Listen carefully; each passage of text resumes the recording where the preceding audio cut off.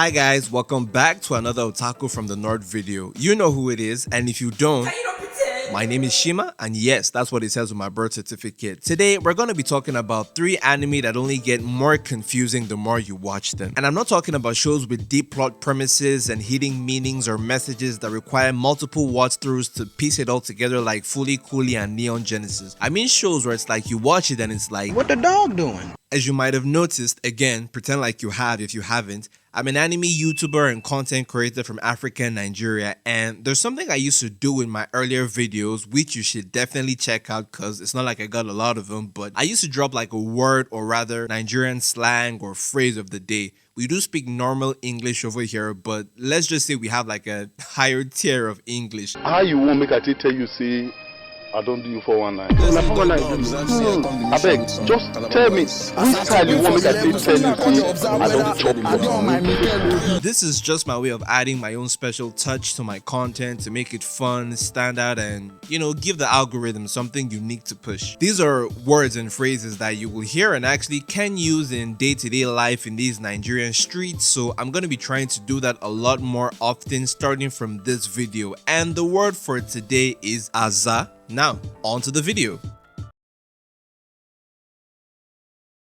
Sunny Boy is probably the most unorthodox and out-of-the-box isekai ever made. It follows a group of students who've been transported to a different dimension where every one of them gains special abilities, and none of that fancy overpowered nonsense. I mean, really niche abilities like the power to make real objects from computer coding and the ability to plant visions in people's minds. Don't get me wrong, there's a lot of deep, sensitive themes explored in this anime, but it doesn't take away from the fact that the main protagonist has an ability that lets him open doors to different dimensions, but he cannot open the door to their own original dimension. Instead, the main female protagonist has an ability called Compass that lets her see a light that can guide her back to their original dimension. But it's hard because an enemy has planted a false prophecy in one of the classmates' mind to make him believe that he's the savior, he's the one that can save all of them, and that the male protagonist dragged the whole class, dragged all of them into this dimension and purpose. And it's later discovered that they ended up in this weird dimension solely on a whim because their school principal is God. I mean, maybe you could explain it better, but just try and explain it. I'll wait for you.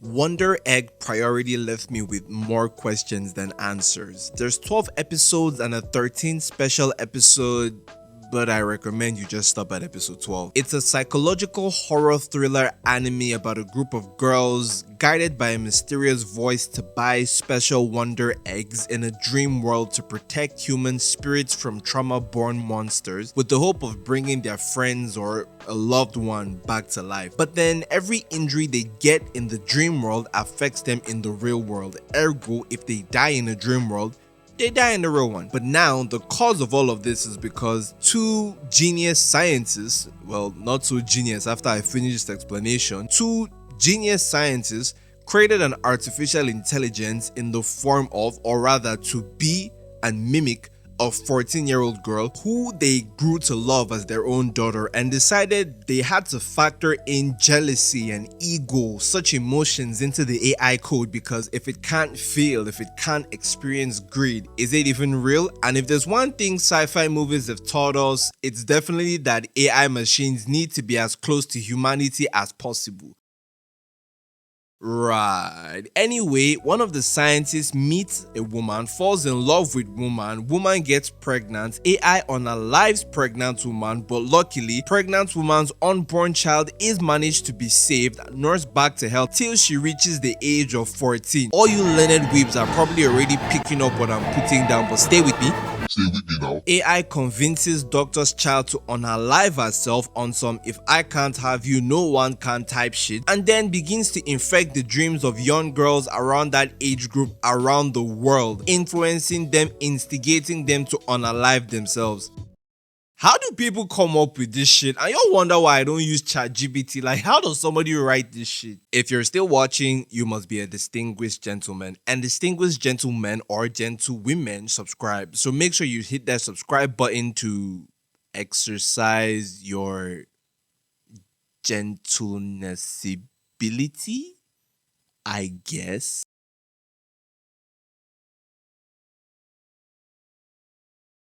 So punchline. My mom! Not that kind of punchline. Punchline goes like this. The main character, Yuta Idedatsu, has an out-of-body experience and thus needs to avoid seeing panties at all costs. If not, he'll get too turned on and bring about the end of the world.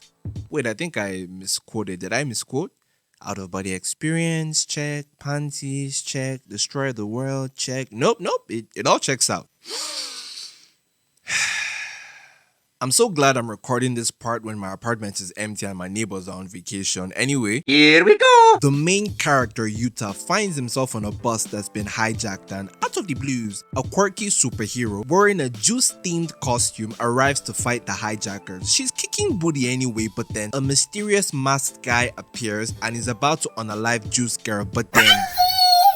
Yes, I was getting there. Our MC sees some panties and thus gets superpowers which enable him to take out the masked man, though he drowns. He's rescued and brought to shore where he gets a double dose of panties, passes out and his soul leaves his body. Stay with me now. He wakes up in the apartment complex where he lives and starts talking to a cat who is also a ghost that tells him he's not dead but he can literally see his body moving on live stream in the room below him, which also happens to be his room. Then he tries to get access to his room to see what's going on, but he's sealed out. The cat tells him everything is fine. He just needs to find a magical sacred Indian book that can teach him how to get whatever's possessing him out of his body and get him back into his own body, and that the book is somewhere in the apartment complex. He begins to explore the rooms and finds a girl in one of the rooms who gives him a triple dose of panty action, and then the world ends. Right. He meets up with the cat again, who tells him anytime he gets too turned on, an asteroid is going to whack the earth and destroy all life. Somehow, he's back and the world is back into one piece. He decides to do some more digging, but being extra careful this time to, not end the world again, and begins to understand that this apartment complex where he's been living and the people inside are somehow connected to the bus hijacking incident that happened earlier. But like clockwork, what do you know? It's a quadruple panty dose combo breaker and the world gets blown up again. This is the first episode, by the way. I need a job. Anyway, that's all for today's video. Felt less like 3 confusing anime and more like badly explaining 3 very peculiar anime. Potato, pineapple, kinda the same thing. Anyway, I hope you enjoyed this video. If you did, make sure you hit that subscribe button and I'll catch you in the next one. Once again, this has been Shima-san from Otaku from the North, signing out.